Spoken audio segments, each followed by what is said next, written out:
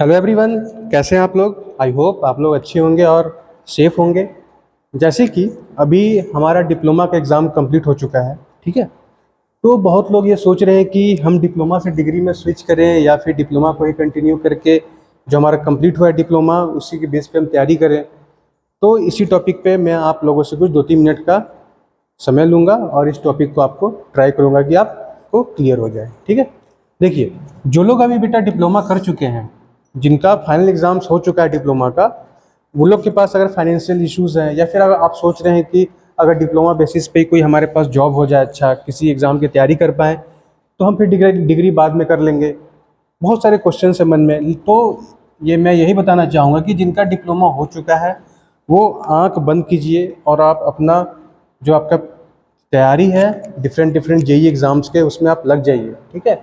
क्योंकि आने वाले 1 साल के अंदर बेटा आपके पास बहुत सारे वैकेंसी आने वाले हैं। जैसे आपके जो सबसे मेजर वैकेंसी रेलवे निकालने वाली है, आरआरबी जेईई की।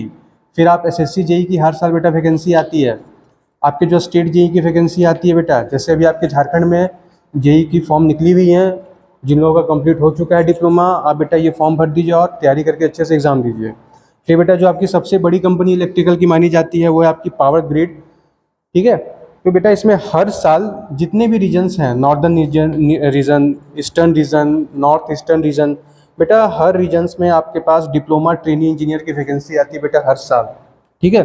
फिर बेटा आपके पास डीएमआरसी जो आपकी दिल्ली मेट्रो है उसकी भी जेई की वैकेंसी आपकी बेटा आती है, ठीक है। अब बेटा देखिए, दूसरा आपका एक सवाल रहता है हमेशा सबके मन में, मेरे पास बहुत सारे कॉल मेल आए हुए हैं कि सर मैंने डिप्लोमा में लिया हुआ हूँ इलेक्ट्रिकल, और सर मैं सोच रहा हूँ कि सर मैं डिग्री में क्या करूँ, मैं ब्रांच चेंज कर दूँ या फिर सर मैं सेम ब्रांच से करूँ। तो बेटा देखो, मैं यही कहना चाहूँगा कि बेटा अगर आपने डिप्लोमा में इलेक्ट्रिकल लिया है, ठीक है बेटा, तो आप डिग्री में भी या तो आप बेटा इलेक्ट्रिकल ले लीजिए या तो बेटा आप इसका जो एक साइड ब्रांच है आपका ट्रिपल ई जिसको हम बोलते हैं इलेक्ट्रिकल एंड इलेक्ट्रॉनिक्स इंजीनियरिंग, बेटा आप ये ब्रांच ले लीजिए। तो बेटा देखिए, आपको इससे फ़ायदा होगा क्या कि बेटा आपने तो इलेक्ट्रिकल अच्छे से पढ़ा है आपने डिप्लोमा में, ठीक है।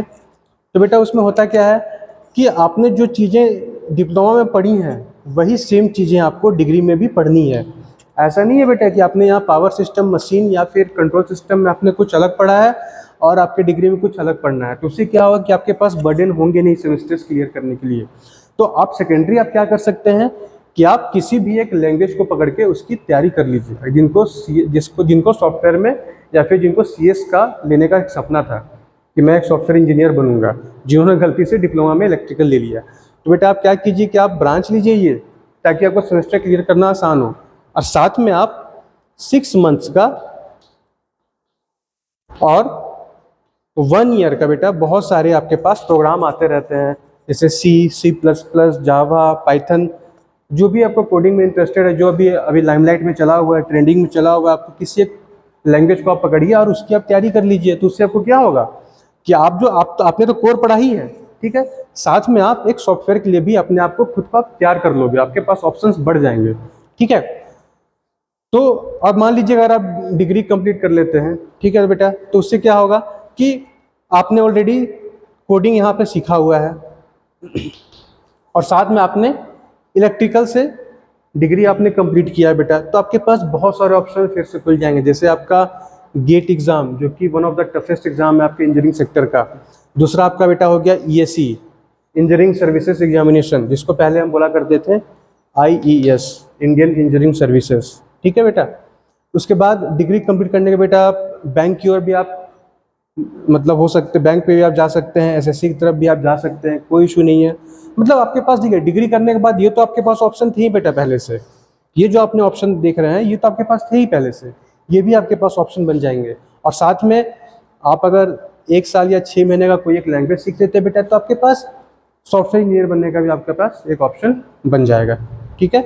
तो मैं यही कहूँगा कि आप ट्राई कीजिए। अगर आपने डिप्लोमा में इलेक्ट्रिकल लिया है बेटा, तो आप डिग्री में भी इलेक्ट्रिकल लीजिए। अगर आप यहाँ सीएस ले देते हैं तो बेटा होगा क्या, ठीक है, आपका कोर्स से कम्प्लीटली जो एक रिश्ता था, रिलेशन था, वो टूट जाएगा। फिर आपका क्या हो जाएगा, आप कभी भी जब फॉर्म भरोगे ना बेटा डिग्री बेसिस पे, तो आपको सीएस ब्रांच पे भरना पड़ेगा। आप उस टाइम इलेक्ट्रिकल पे नहीं आप भर सकते फॉर्म। ऐसा नहीं कि आपका आप गेट के एग्ज़ाम दे रहे हो तो आपने आपका डिप्लोमा इलेक्ट्रिकल से है और आपका डिग्री आपका CS से है, तो आपका गेट भी CS से होगा। यहाँ पे गेट आप इलेक्ट्रिकल से नहीं भर सकते हैं। लेकिन अगर आप इलेक्ट्रिकल लेते हैं और आपके पास इतना समय रहेगा ना बेटा बीटेक के टाइम पे, डिग्री के टाइम पे, कि आप आराम से 6 महीने 1 साल का कोई एक कोर्स पकड़ लीजिए, आप वहाँ पे उसको कर डालिए। ठीक है, तो ये था एक छोटा सा डाउट था बच्चों का, बहुत सारे कॉल मैसेज आ रहे थे मेरे को, तो मैं सोचा कि मैं अपने वीडियो बना के इन सारे डाउट को आपको क्लियर कर दूँ। ठीक है, फर्दर अगर किसी भी स्टूडेंट को कुछ भी डाउट हो काउंसलिंग से रिलेटेड, किसी को एडमिशन लेना हो कहीं पर भी, खासकर वेस्ट बंगाल आपके बगल में, झारखंड के बेटा, ठीक है, तो आप उससे रिलेटेड, या फिर उड़ीसा में किसी को एडमिशन लेना हो, तो अगर कुछ भी क्यूरी हो, किसी को काउंसलिंग करवाना हो, मुझे बेहिचक आप मेरे मेल आईडी पे sudhanshu117nitkr@gmail.com पे आप मुझे मेल कर सकते हो। मैं उस पर आपका एक छोटा सा वीडियो बना दूंगा, या फिर आप अपने उस मेल में अपना फ़ोन नंबर मेंशन कर देना बेटा, मैं आपको कॉल करके सारा डाउट आपको क्लियर कर दूंगा। ठीक है, तो यही था बेटा आज का सेशन। ठीक है, थैंक यू ऑल।